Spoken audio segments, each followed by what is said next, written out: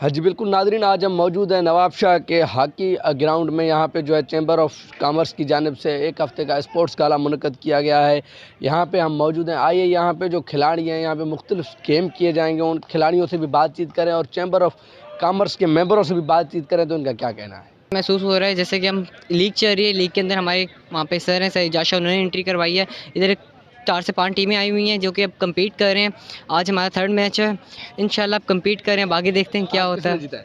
हाँ, उनका बहुत शुक्रिया और उन्होंने हमें ये खेलने का मौका दिया और ऐसे ही इवेंट होने चाहिए। बहुत अच्छा इवेंट चल रहा है चैम्बर ऑफ कॉमर्स की तरफ से।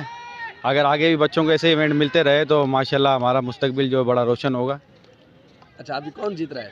अभी इनसे माशाल्लाह से हम जीत रहे हैं 5-0 से। 2 क्वार्टर हो चुके हैं, बाकी 2 क्वार्टर अभी रहते हैं। नवाबशाह में देखें ऐसी कोई भी सरगर्मी नहीं है जो जिससे जो है कोई ऐसा माहौल बने, और इस सरगर्मी की वजह से लोगों में एक शऊर आएगा। लोग जो है अच्छे कामों की तरफ जाएंगे, बुरी सोबत से बचेंगे। मैं सबसे पहले तो मुबारक दूंगा सईद अहमद साहब को कि जिनको हमने कन्वीनर बनाया इस स्पोर्ट्स फेस्टिवल का, और उन्होंने बहुत अच्छे तरीके से ये स्पोर्ट्स फेस्टिवल का इनेकाद किया और इसके अंदर हॉकी, बैडमिंटन, वॉलीबॉल और क्रिकेट का टूर्नामेंट्स करवाए।